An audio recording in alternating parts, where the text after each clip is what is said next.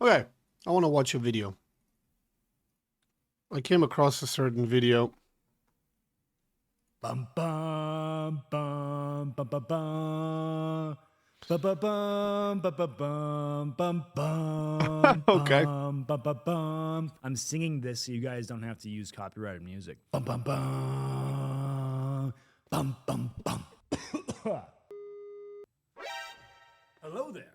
Gentlemen, the Battle of Helms Deep is arguably one of the best cinematic battles in movie history, and it is one of my favorite battles ever from a movie. The soundtrack, Howard Shore, gracing our mere mortal ears with some of the best sounds a man can have. I will oftentimes be at the place of fitness, hoisting the iron, listening to Howard Shore, breach at the deepening wall, the Battle of the Hornburg. I am coming, Aragorn, I will save you. Some of the best scenes a fella could want. Legolas surfs downstairs, shooting at Uruk-hai with a bow and arrow, and as someone that loves archery, it tickles my fancy. Now, the problem is I have gotten old. I have aged, and the luster and magic of certain things in cinema wears off, and you start to notice things. You start to become a little bit too aware. And battle formations, battle tactics, and strategy in general lends to this case. As someone that has played many hours of Total War campaigns, I can tell you confidently that I am very qualified to take on this issue. Okay.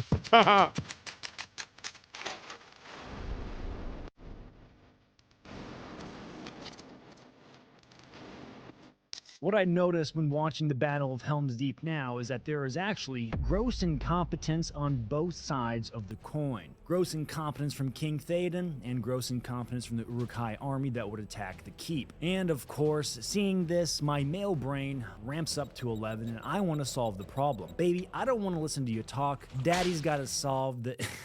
I gotta solve the problem. Now, to set the stage, I must pour the concrete of context. Everything we're going off of is in the Peter Jackson cinematic world of Lord of the Rings. I know that there are certain things that happen in the book that don't happen in the movie, or things that happen in the movie that didn't happen in the book, vice versa. So I understand that, but I wanted to apply everything to the film because I am not as well versed on the books as I should be, and it is a shame. Lord of the Rings, the Two Towers, not to be confused with the Twin Towers. That's a different kind of movie and genre. King Theoden, there's been a second Uruk-hai attack. Now, despite the counsel of Aragorn, Gandalf, he decides that he wants to go to Helm's Deep. Both Aragorn and Gandalf were saying, "My king, my liege, you must fight the Uruk-hai on the open ground. Go to them, take them on." But King Theoden knows that he sent off Eomer when he was in his little shadow-influenced state, and the bulk of his cavalry army is off maybe 300 leagues away. 2,000 of the Middle-earth's premier cavalry force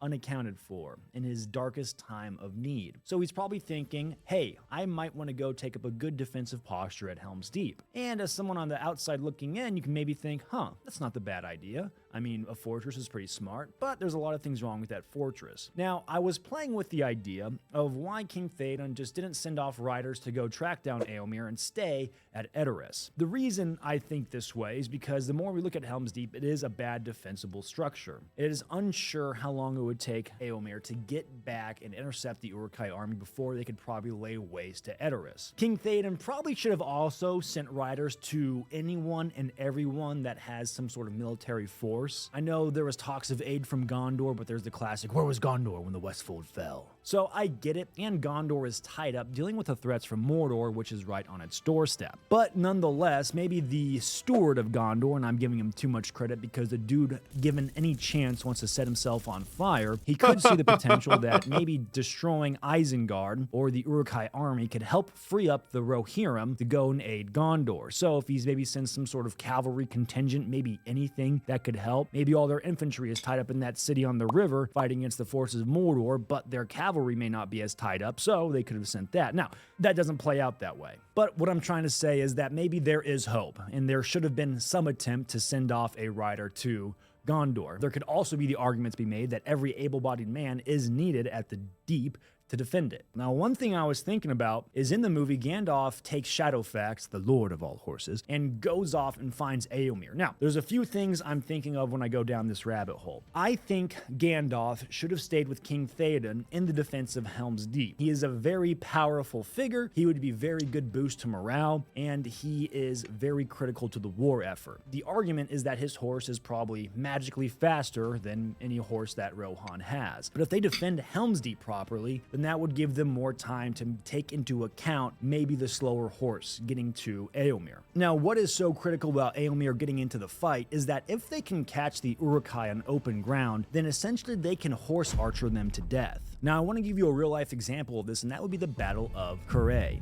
Now, this battle from 53 BC has General Crassus leading 7 Roman legions into Parthenon. Now, they are led into the desert and attacked by a force of 10,000 cavalry units, 1,000 cataphracts, which would be heavy cavalry of the time, and 9,000 horse archers. Now, this smaller force, outnumbered 4-1 estimated, is going up against 43,000-ish on the high-end Romans, the premier heavy infantry of the time, and they ultimately end up destroying them, a decisive victory. Horse archers in antiquity are the pinnacle of warfare, highly mobile, and they can use ranged combat, and typically they are raised in the saddle, which is probably something that the Rohirrim would do. So I do want to say that if Éomer and the Rohirrim can intercept the Uruk-hai, they are outnumbered 5-1. They have 2,000 cavalry, unknown how many of them are dedicated horse archers, but I would say if we be generous with it, let's give all of them a bow.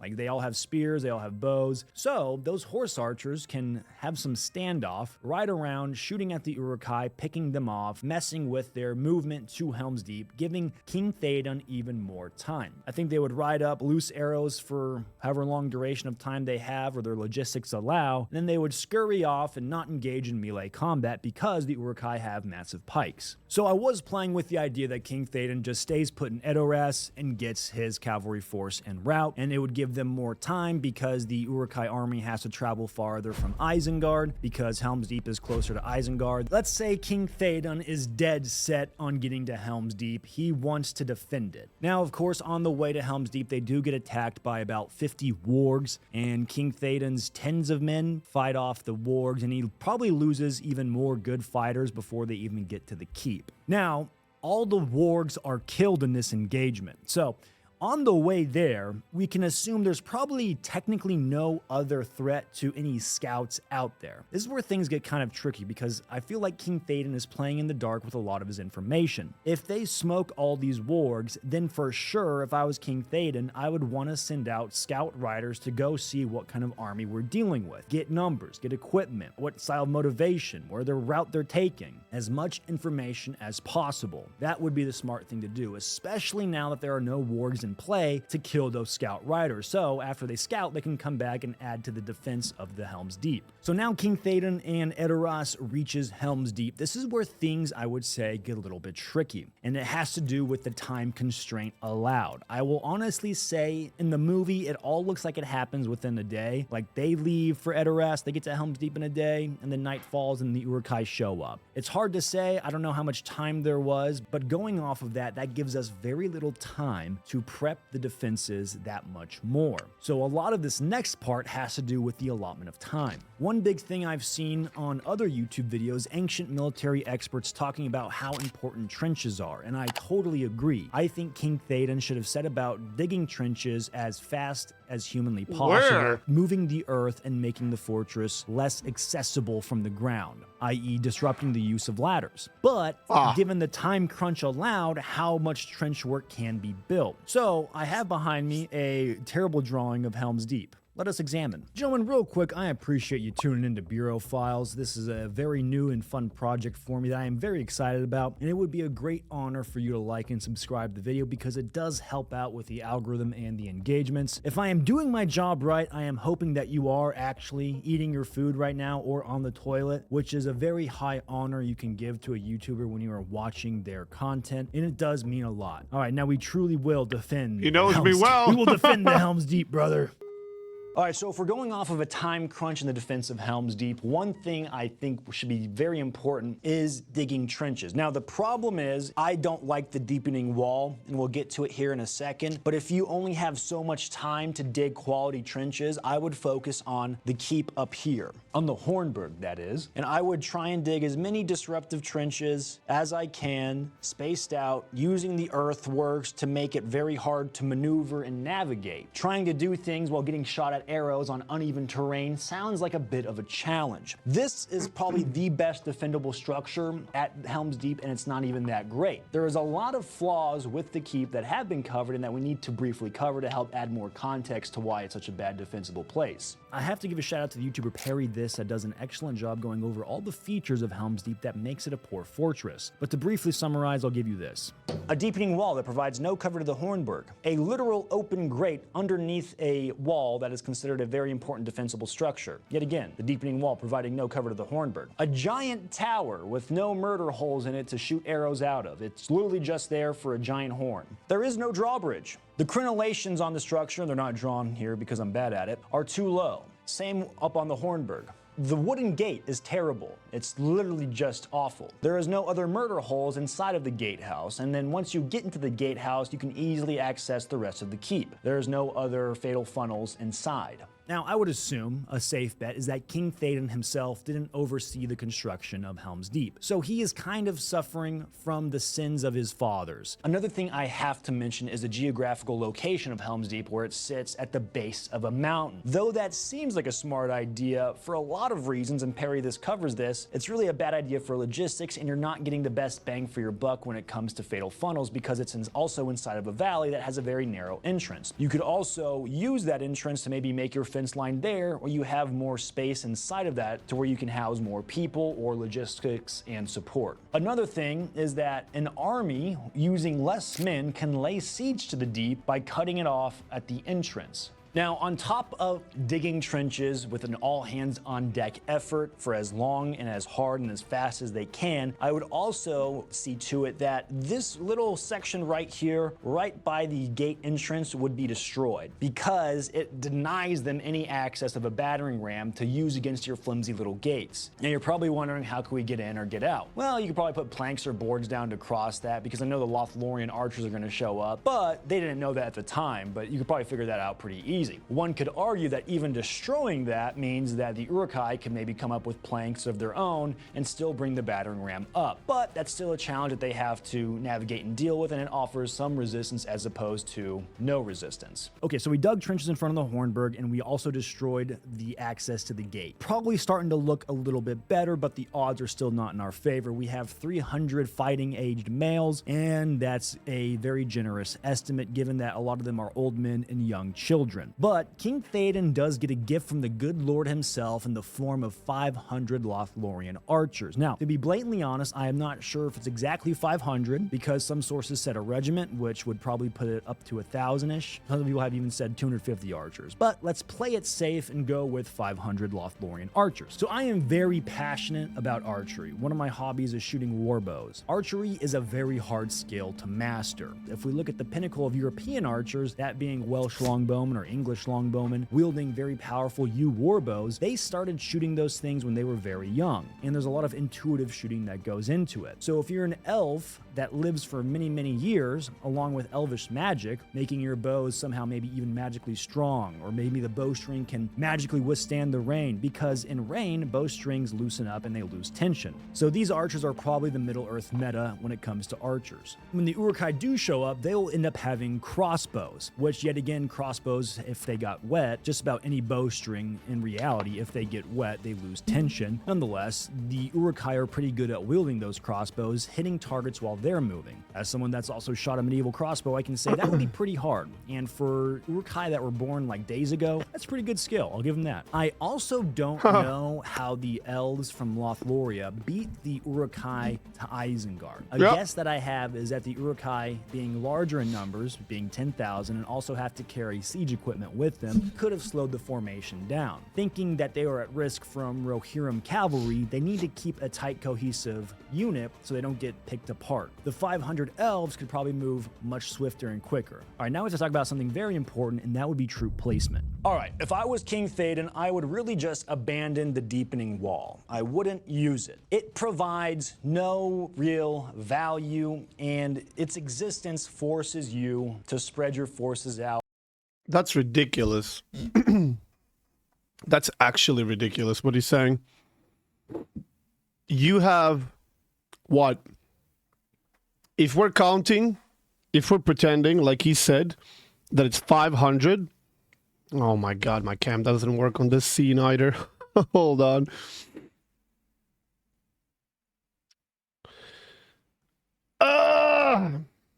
Technical difficulties.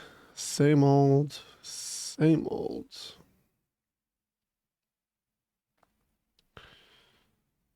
Hold on, let me just see, does it fit somewhat? Somewhat.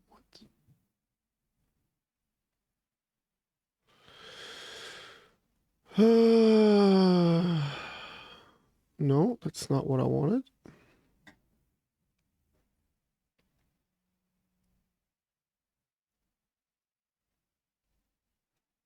Oh, why is this so stupidly made? Sure, let's go with this.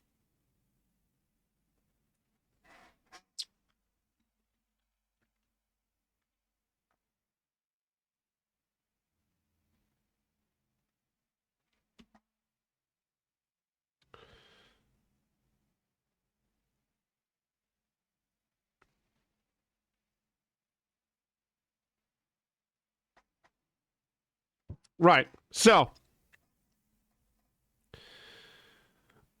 let's say that we're talking about 300 men that are capable of fighting. We don't know how many of them can actually wield a bow and an arrow, and how many of them are just footmen, soldiers, right? And we're talking about 500 actual archers. So you're talking about 800 people in total. Please do tell, where the fuck do you put 800 people if you abandon this wall? Which is, by the way, the longest point you have in the... provides no real value. It provides no real value? The fuck is it talking about? You can put, I don't know. I don't know how many. I mean, you can see how a person here, but what can you put? Like maybe 10 people here? Maybe another 10 here? A couple here? Another 10 here? And a couple of there, even though these guys are not going to have much work. Sure, these guys can shoot from over here. Another 10, 15 people here that can shoot there. If you have them in 2 rows, one person shoots, the other one assists, and they swap when one gets tired or whatever. I don't know. You could put, I don't know, 100, 200 people on this wall that can shoot in every direction. I don't know how is that no value. Not to mention that there's a staircase. I mean, he has it literally shown somewhere previously in his video. Hold on. If I can find the exact moment, which I doubt. But let's see. Oh, fuck me sideways. I don't think we're gonna find that moment. There's a staircase that goes into the Helms Deep. Literally. It starts like here somewhere and then it goes all the way in the back. Now, I don't know exactly how that looks like. I don't know exactly the use and the purpose and all that jazz, but if this wall falls, you have another entrance directly into the keep, which might not have any actual towers or anything to defend. So, in order to defend that entrance, I would presume you need to defend the fucking wall and the village, right? So, yeah, okay, sure, they don't have any ballistas, they don't have any catapults, they don't have any siege weapons whatsoever. he was also, I wasn't here. I actually went to dispose of my plate. He was talking about destroying the entrance to the door. I presume he meant the actual stone entrance. How? Would be my question. Sure, it's not the worst idea, especially considering you have this wall. And if you can climb up the wall using bladders, whatever, you could climb down the wall. Sure, there's going to be different ways of getting in and out of the keep. And like you said, you can use planks or whatever.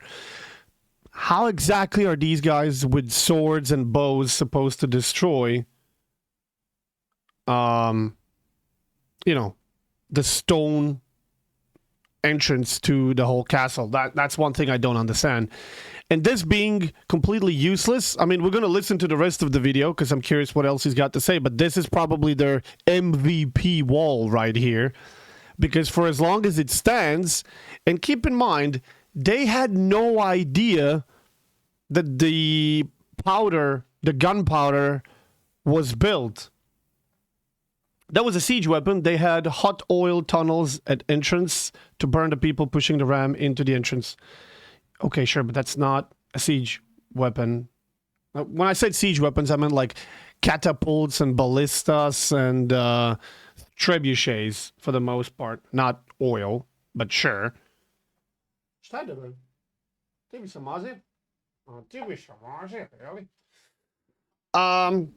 You can station the most amount of men here. Also keeping in mind, never before, as far as I'm concerned, as far as I'm informed, never before has there been a show of gunpowder. Right? It's trebuchets, catapults, bow and arrow, swords, pikes, axes, spears, and crossbows. No gunpowder. So as far as the humans know, you cannot destroy wall. So why would you abandon this? It makes no sense. Knowing what happens could definitely change. Where's my cat? I think he's asking for food. He's right here. Knowing what we know now, the only difference would be focus on that weak spot and don't let anybody approach it with the bombs. Like, you're going to see people carrying bombs. Just focus all your firepower there.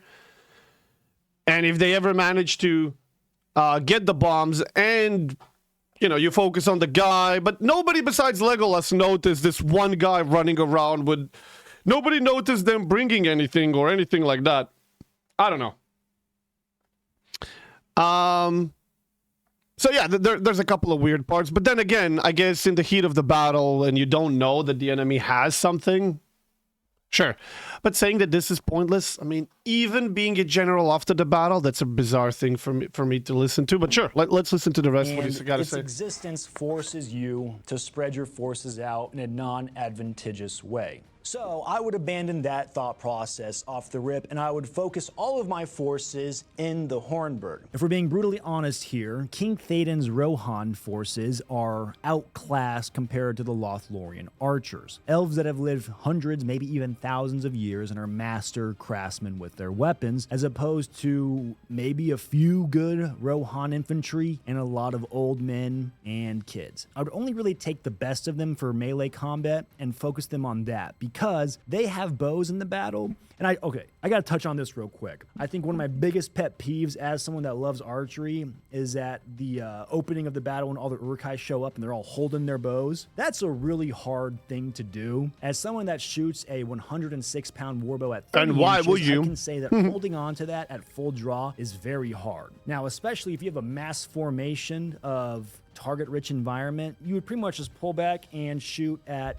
what you think is a vulnerable spot. That is very, very unrealistic. Also, it's just mainly for dramatic effect. I get that. Like, it looks cool if everyone's like, whoa, and then the one old guy shoots you, and they're like, oh. That was a recreation of the battle. You're welcome.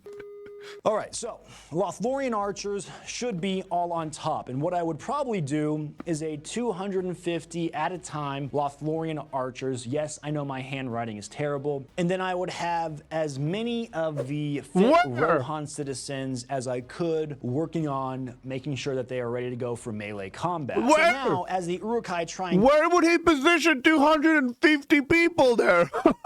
get to the gatehouse, they would probably realize that their battering ram is useless, and now they have to try and figure out how to breach that gap. I could see them maybe using modified ladders and planks, but it would still take them time, and their engineers are going to be vulnerable to arrow fire from the elite elvish archers. Now, another thing is how many arrows do these elvish guys have? I have no idea. In total, we have just under 1,000 fighters. Now, if we just take the 500 archers with the ratio of 10,000, they have to kill, what, 20 guys or 20 Uruk-hai? What's the math on that? Yeah, 20.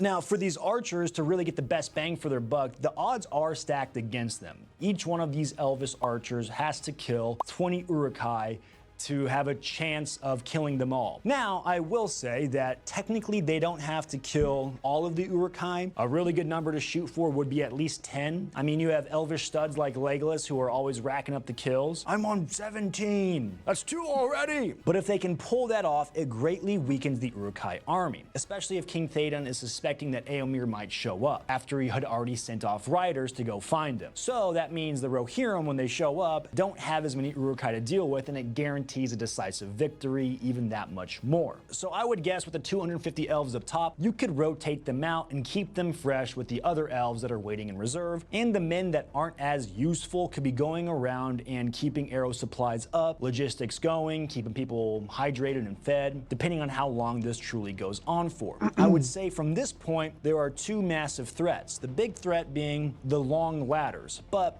those are pretty hard to wield, and it seems like if those archers have the time and space, because I doubt the crossbows could reach up there effectively, they have a lot more time to deal with those long laddered engineers that are doing whatever they're doing. So another threat is the black powder, right? This new invention to Middle Earth. It's probably going to kick off some sort of industrial revolution or something like that. I don't know. But it is still a big threat to the defenses. There's a reason black powder really made castles go the way of the dodos, because how effectively they could destroy them. In typical siege warfare, a lot of tactics would be even to dig underneath the walls and say use pigs, light them on fire, and the intense heat would help collapse the walls. Even better if you have explosives. Now, one thing I was curious about is if we abandon the deepening wall, would the Uruk-hai leadership on the ground still go for the fatal hit to the exposed grate underneath the deepening wall? That's a hard one to tell. Given the current tactics that they do utilize in the battle, with a mass wave formation just charging out walls, no cohesion, no battlefield engineers really kind of leading what's going on to take on the defenses, part of me thinks yes, they would. Given the plans and order already in place from Saruman, they probably would go ahead with breaching the deepening wall, thinking that they can gain an advantage of attacking the keep from other sides.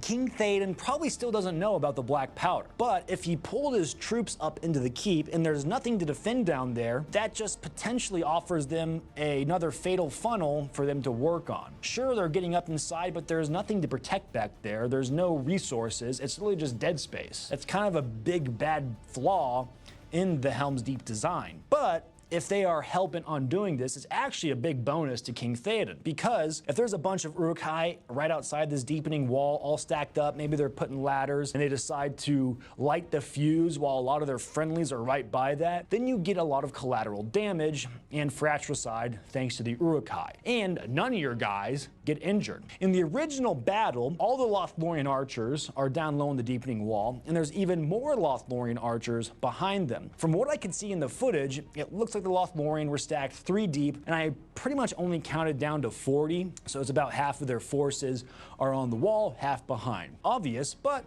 it's kind of fun to know some numbers. Now, the archers behind the wall really have no good tactical significance, and even when the archers on the wall are getting shot by crossbows or are getting picked off, we don't see it shown in the movie of those archers in reserve coming up to help relieve the archers lost on the wall. Maybe it just got lost in the translation, maybe it just wasn't meant to be? I This don't is know, but that'd be a nitpicking cool at little this detail. point. The tower They can't show sucks, everything. but at least they can maybe stage some archers at the very tippy top that are really good shots, and they can constantly pour arrows from up high. And they're probably going to be at 0 risk from the crossbows. And they're going to be at very little risk from the crossbows, even more than I would say at the Hornburg. At the deepening wall, I believe it's only 20 feet, so a crossbow that is well within its range. This is probably within the range of a crossbow that the Uruk-hai have, but it's hard to really gauge how accurate they're going to be with those if they're getting shot at by experienced archers already that already have the high ground, already have the advantage of physics in their favor, and probably already have magical bows and arrows that they are wicked accurate with. Inside of the gatehouse, we should add some sort of more fatal funnel in case they do breach through. In case they figure out the Thank you for 42 months, doggy. Appreciate it, man. Start pounding on the gate, and then if they make it through, there should be additional fatal funnels, because a big problem is that once they do breach the gate, they have access to the entirety of the Hornburg. So shoring up the defenses in there with whatever they can get their hands on, maybe the earth that they dug up earlier, maybe there's material on the inside of the keep that they could use, making it happen. So if they do breach, the archers on the interior wall, there's a bug in here, the archers on the interior wall can lay down the hate and add to the fatal funnel. And if they probably kill enough of those Uruk-hai in there, this bug is jacking me up, it would make some sort of natural barrier out of the bodies. Yeah, it's a little gnat. So in my mind, for a lot of this defense, it really does come down to the LotHlorian archers being the ultimate lifeline for King Theoden and giving them the most time possible. On top of, if Gandalf is still there, him with the LotHlorian archers, there could be a massive amount of time that is granted to the defenders, and way more casualties inflicted to the Uruk-hai. Now I kind of want to take a good look at the Uruk-hai army. Really, the only good intel gathered on the army coming for Helms Deep was done by Aragorn, who everyone thought was dead. Now, the Fellowship already have experience fighting these Uruk-hai, and so they already have some knowledge that they could pass among King Theoden's men and with the LotHlorians that show up. Legolas kind of does it in the movie, like their armor is weak at the neck and beneath the arm, stuff like that, but getting as much intel on the people that you are fighting is important. Now, the Uruk-hai, of course, would be the newest and most lethal force of orcs that Rohan or the LotHlorians have ever faced. Stocky and muscular builds coming in at around 5'10 and 6'1, covered in head to toe of thick armor. These guys would probably be considered the premier heavy infantry of Middle-earth. Not only are they very stout and strong, but they have a lack of self-preservation and are willing to fight and die no matter the odds. Not only are they physically imposing, but their zeal and martial spirit is at an all-time high. I would say that if Lord of the Rings had an R rating, there would probably be battle scenes where humans are fighting the Uruk-hai, and say a human gets his arm lobbed off and the Uruk-hai pass it back and are eating it in front of him. Looks like meat's back on the menu, boys! Now, another thing that they are utilizing as far as weapons go when they do attack Helm's Deep is pikes. It is no doubt that they were probably expecting a massive cavalry threat from Rohan, so if they had to cross the terrain to invade the Rohan territory, then having pike formations would give them a much better chance of fighting against cavalry. Now, I am actually a big fan of pike formations. I think pikes have been a meta for a very long time, and of course they were made very popular by Alexander the Great's father, King Philip. Now, Alexander the Great would inherit that army and go on to conquer his known world, but down the road, the Macedonians would end up getting conquered by the Romans using a different style, more flexible formation. For as meta as the pike phalanx is, it is not highly maneuverable. Now, funny enough, the pike formation did make a comeback in the Renaissance era. The Spanish tercio, Swiss pikemen, Landscheck pikemen, all making a name for themselves on the battlefields of Europe. Now, I do like the pike as a form of a weapon. I think it would be pretty easy to make a standard European peasant into a good soldier using a pike. The hard part would probably be the discipline. Even equipping them would be relatively cheap, minus some armor, I would say. But you could have a very effective army on the cheap, making larger armies at a more cost-effective rate. If you had a pike formation, say, versus a heavy knight formation,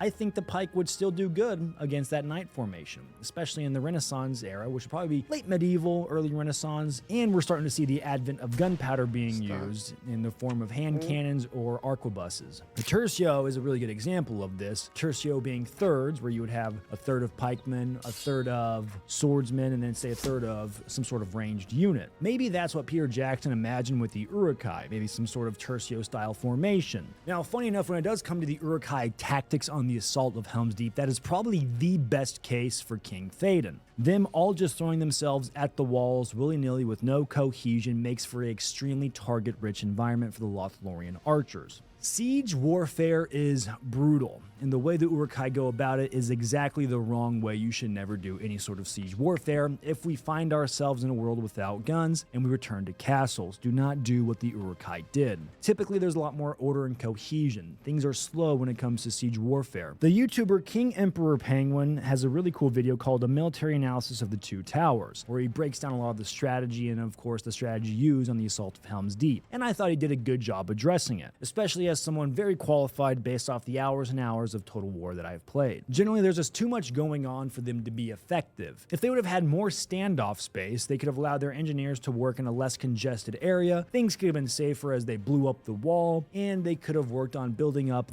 what we destroyed, the bridge to the gatehouse, giving the force a much safer way to do this. Attacking a well-entrenched enemy is very dangerous. You need a lot of attackers to do it safely, and even then you are still going to have casualties. I really do think that King Theoden would have a much better chance prolonging the siege, maybe even a glimmer of hope of winning the siege, seeing as that it would may be too costly for the army to actually take. If he employs all of my strategies, then he may win the Battle of Helm's Deep and not have to rely on the saving grace of the Rohirrim. Ultimately, gentlemen, if King Theoden abandons the deepening wall, destroys the bridge to the gatehouse, masses all of his troops on top of the Hornburg, rotates them in shifts and keeps up fire, leaning into the advantage of the Lothlorien archers, then he could hold out longer than he did. Gentlemen, this was my TED Talk on how to properly defend Helm's Deep. Godspeed.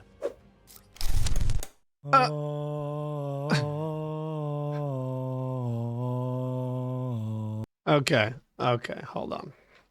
Helms Deep images. Let's see. That looks like a decent one. Whoops. Oh, that doesn't work. That's new. Oh my god, that's small.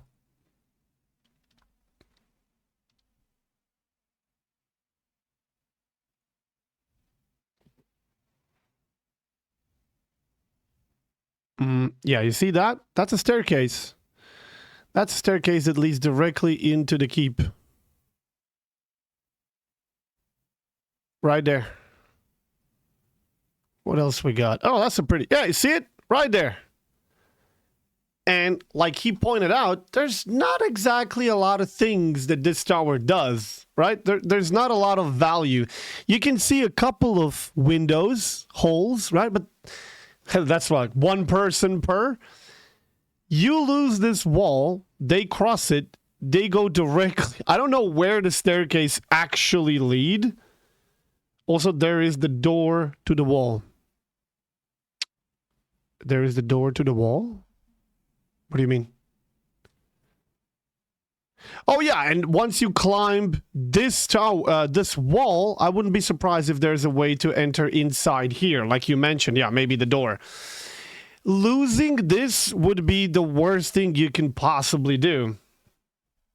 Like, losing it almost cost them the entire battle, obviously. Giving it away for free is just mental. It's absolutely mental. One, this has so much space where you can position your troops. These troops get to shoot orcs, Uruk-hai, whatever, who are climbing up here, plus everybody down here. They get to shoot just about everybody that's not directly below. But it's curved a little bit, so these guys here can shoot here, these guys here can shoot there, those guys get to shoot the middle, whatever.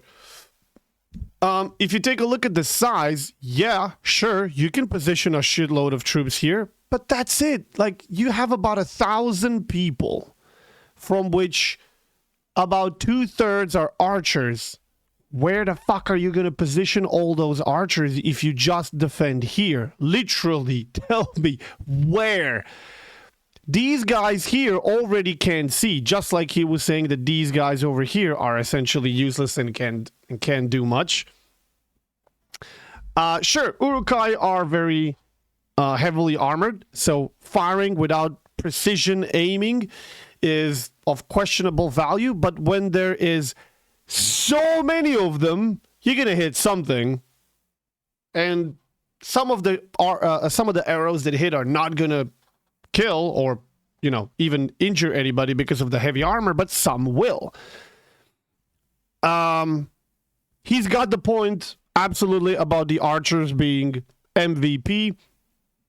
They're going to be killing the most. They're going to be scoring the most amount of damage and all that. But you have about 500 to 700, 600 archers against 10,000. Like you said, you got to kill 20 if you never get into the melee combat. The doors being wooden and weak is the major problem. Absolutely, because they have direct access to everything if they breach the keep, which they do. So finding a way to reinforce those doors and not allowing them to come here with some sort of battering ram or whatever, yeah, that would have been a good idea. Having some sort of a freaking boulder that you can drop here and clean everything. I mean, whoever designed this entrance was a genius, because they elevated it and they made it narrow and long and exposed to the rest to being shot at. But if you make some sort of armor, the only thing that's missing would be some sort of boulders or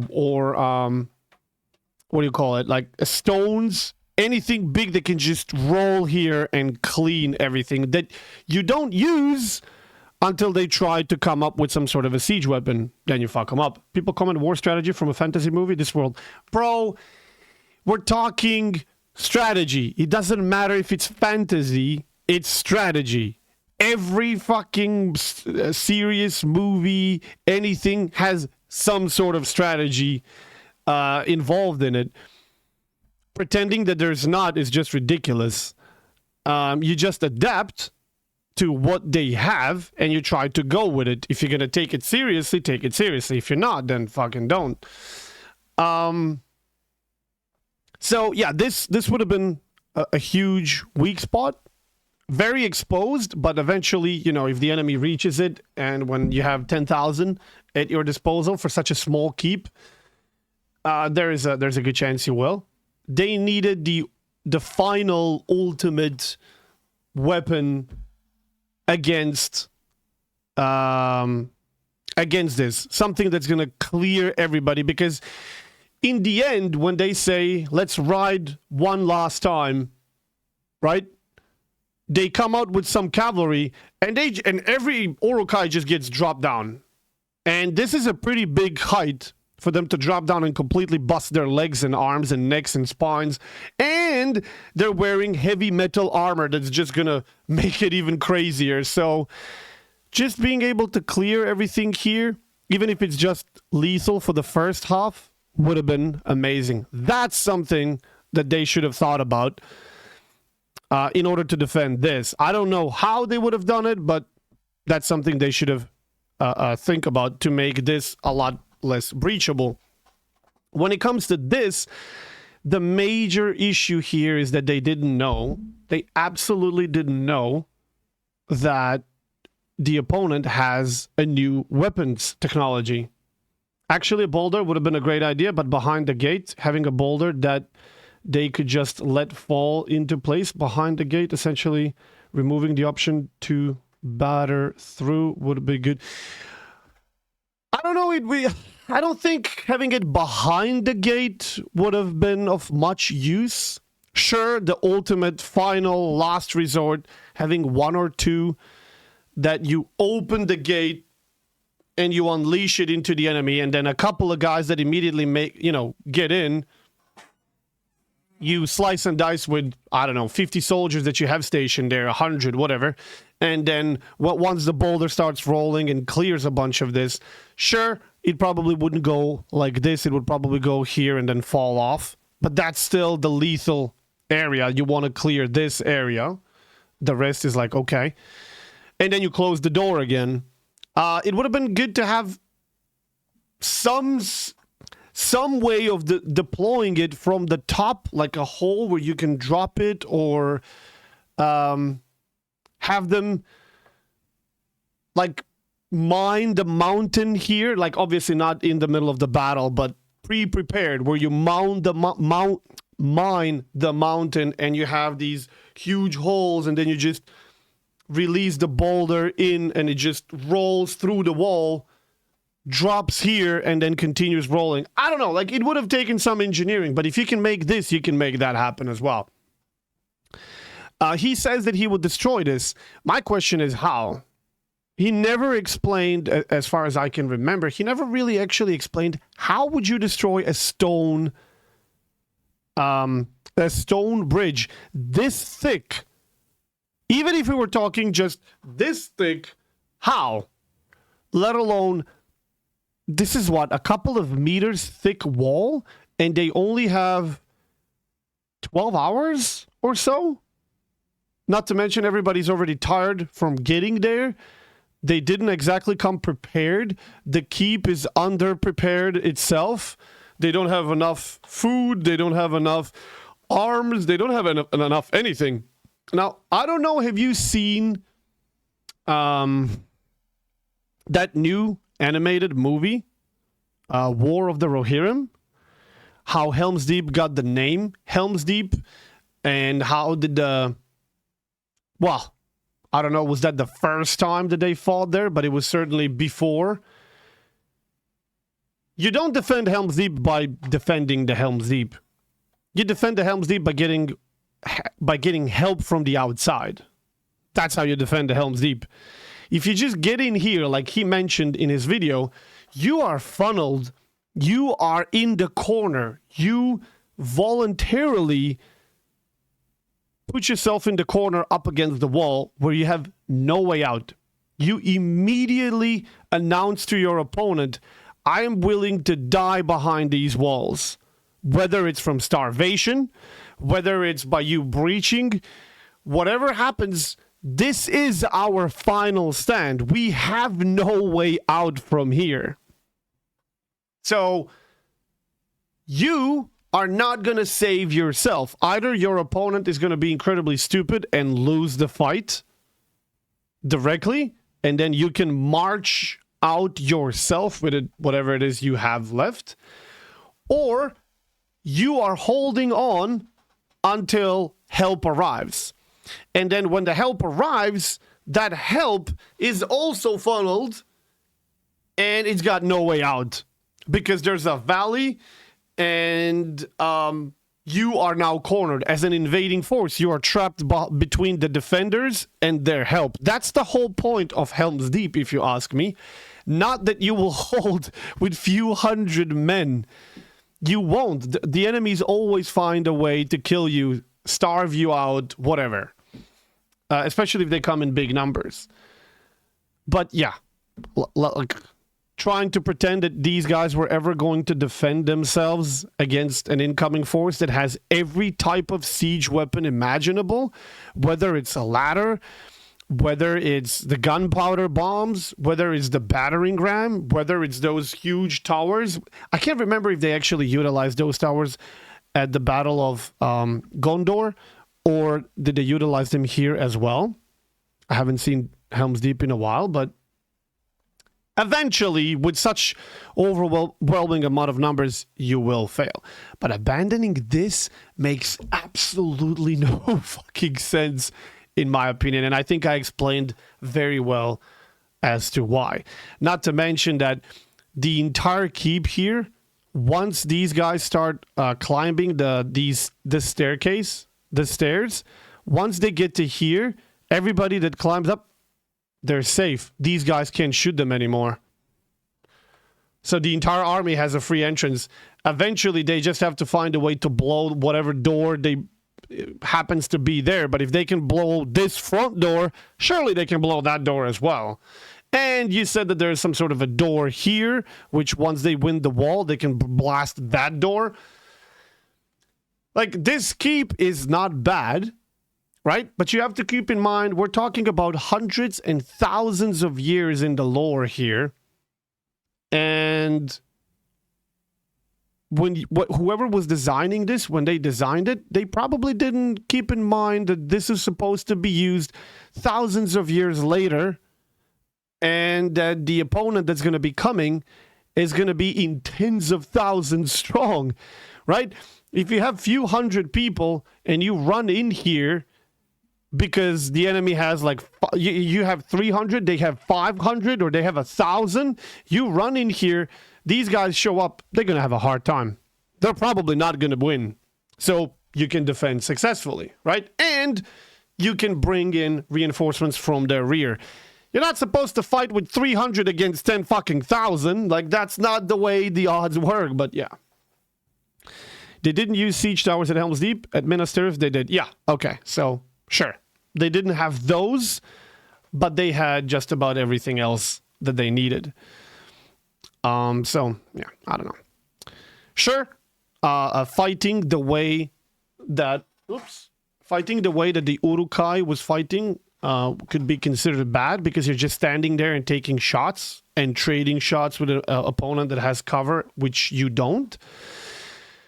But that was the whole point.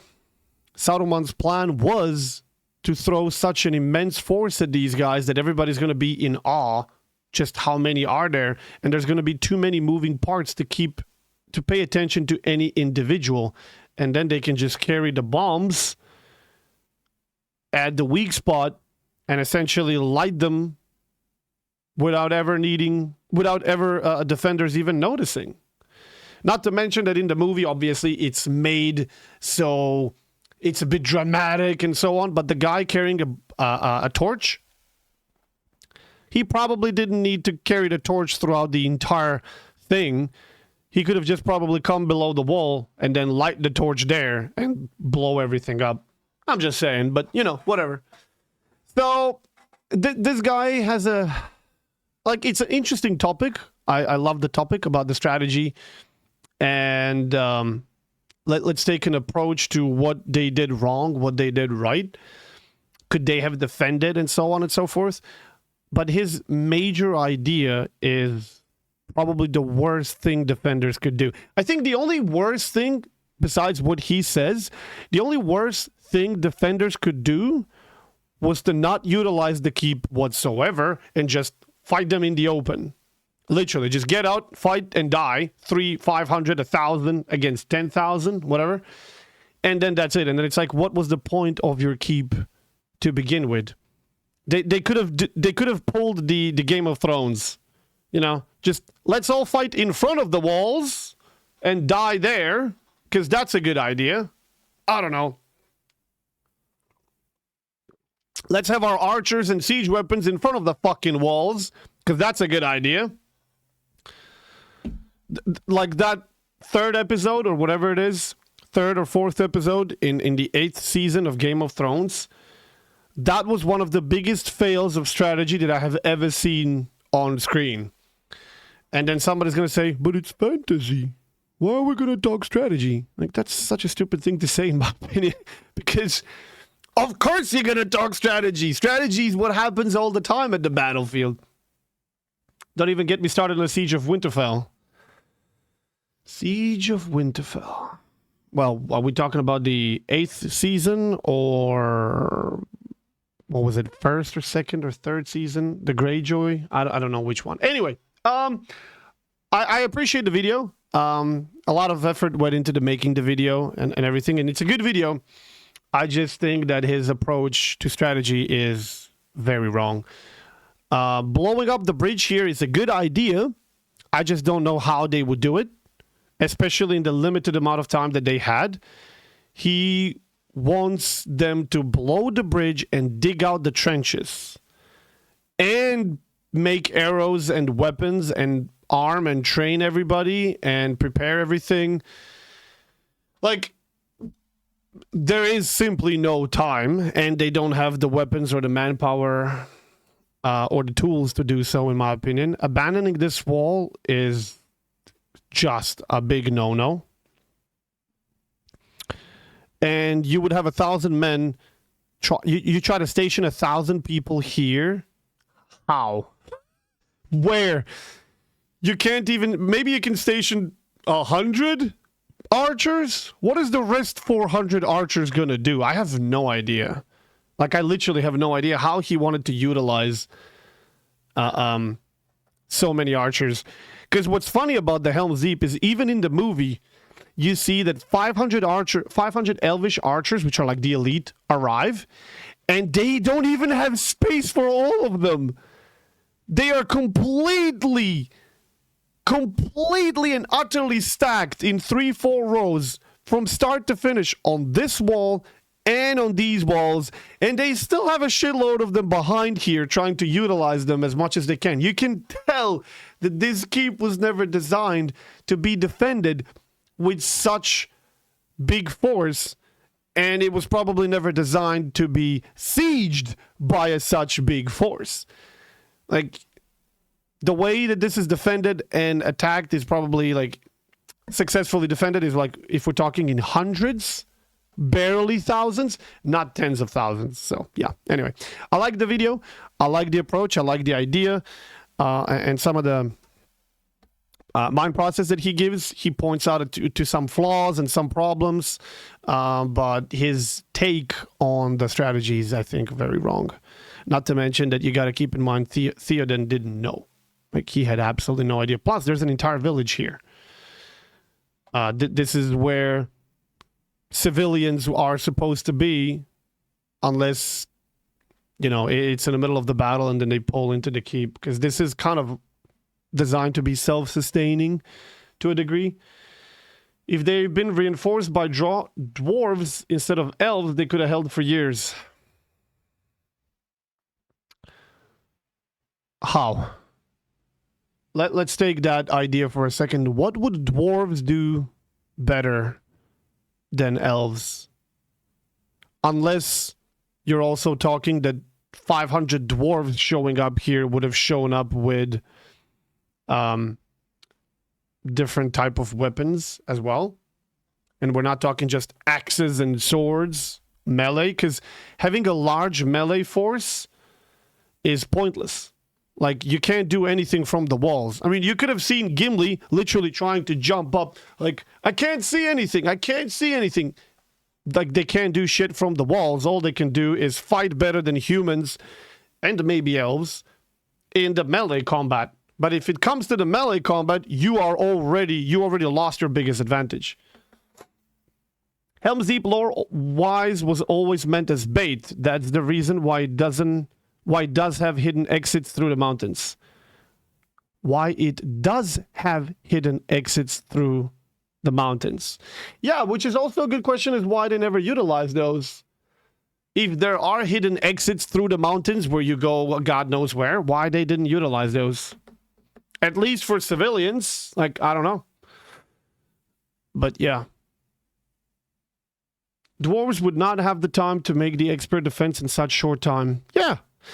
Like, I don't know some things by default, but the pure logic tells you that this is just the way it is. Like, it's not, this was never designed for modern warfare, for such huge number armies and so on. It was always designed to, we're going to send, and you got to keep in mind at what place this is.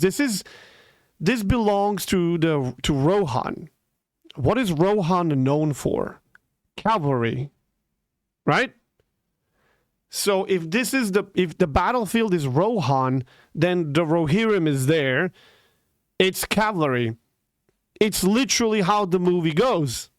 It's just that, you know, there are some technical difficulties and politics as to why did it happen the way it happened and how we got to that point. But the whole idea is that the foot soldiers or lords or king or captains, you know, whoever is in command decides, shit, we cannot defend a wooden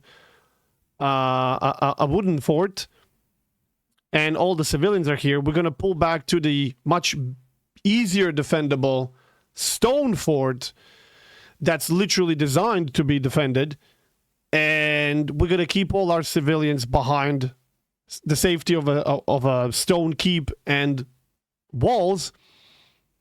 And the troops there, instead of being surrounded by much bigger army in the open, which is Edoras, I believe, we're going to go back. We're going to defend at the point where they can't come from the flanks or from the rear. They can only come from the front. Thus, it could be 1,000,000 of them. There's only so many of them that can attack us in the same time. So our smaller numbers are now playing... like the ratio being 20-1 doesn't really matter that much. Because if we line up all of our soldiers and they line up all of theirs, because there's only so much space, it's constantly 1 versus 1, right? Or 3 versus 3, whatever. Sure, these guys are going to be under 20 times bigger pressure and everything, and tired, and yes, I understand. But the whole point is to just hold until the cavalry arrives and saves the day. And that's how it happens pretty much every time. So thinking that you're going to pull back in here and win with what pulled back in here, like that's just the wrong approach to begin with. But yeah. So, good video, but very flawed, I would say, in terms of strategy. The reason you couldn't abandon the deepening wall was because it was protecting the entrance to the caves where the non-combatants, women and children were. Oh, there you go. I didn't realize until this breakdown, but the book version makes so much more sense. Helms Deep was made by Numenorians, early Gondorians, when they still owned the territory. Tolkien didn't give too much detail on the fortress, but it would have been better designed. The setup in the book makes much more sense. The Rohirrim garrison for the Westfold were already in open field combat with Isengard army. Theoden had more men in his initial force in Edoras, a couple thousand, I think, and he was going to reinforce the Rohirrim who were already engaged. However, on the way, he gets the news that the line broke and his western forces scattered, with a decent portion falling back to Helm's Deep. He now realizes the numbers and momentum of the battle aren't in his favor and decides to meet up with the forces at Helm's Deep. And his forces barely make it there in time, being harassed by the Warg Riders as they start to arrive at the fortress. As the Isengard army close behind them, ironically, this is where the design of Helm's Deep and the deepening wall pays off, as he's able to keep his horses behind the wall and not be overcrowded in the main keep. There you go. When Gandalf rescues them, what he actually did was round up the previously routed Western forces and reorganize them with some other levies to attack Isengard's forces from the rear, giving an opportunity for the Rohirrim in the fortress to mount up and launch an attack, trapping the evil forces between two small armies, like a pincer movement. To be fair, Peter Jackson's version is much more dramatic and climatic, but Tolkien's made more sense. I mean, I don't think these two are mutually exclusive. Yeah, you can keep the horses there, because not everybody is going to be on foot. That's kind of one of the ideas as well. But everything here plays to the fact that Rohirrim or cavalry of some sort arrives from the back. That's it. Like, these guys funnel themselves into the Helm's Deep, in front of the Helm's Deep, and then you crush them from 3 sides or 2 sides, whatever. Yeah.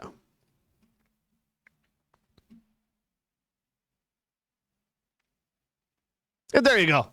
Everything that I've said, it's already in the comments. It's basically a fortified watchtower for peasants, not a true fortress for a siege against most technologically advanced military in the setting. Exactly.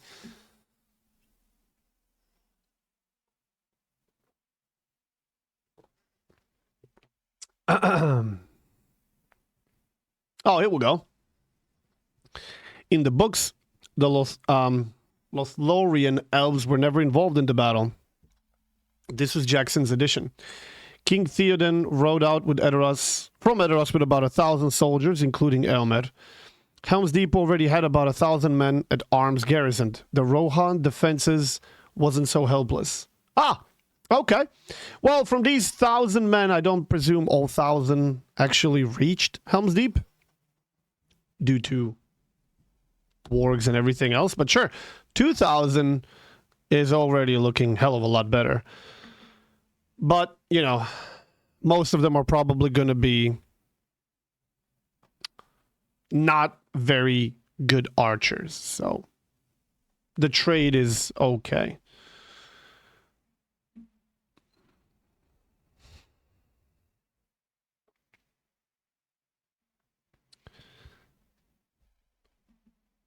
$550. This is a common misconception. Horse archers are not the best ancient soldiers.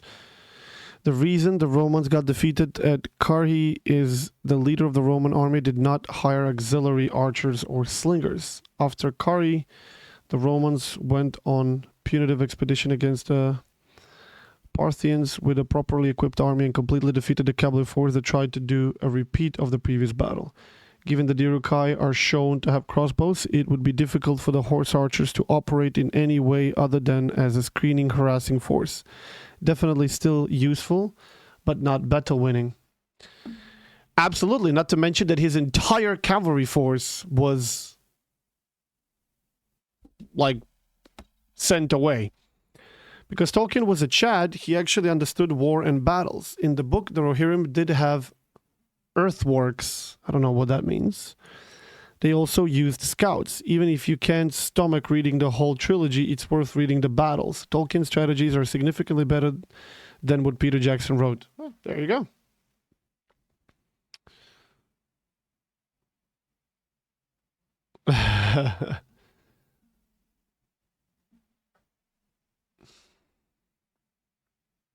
Yeah. Like, you can tell by the number of views and comments that a lot of people were actually interested in what he had to say. And it's not a bad video. It's just that his main punchline is very, very flawed.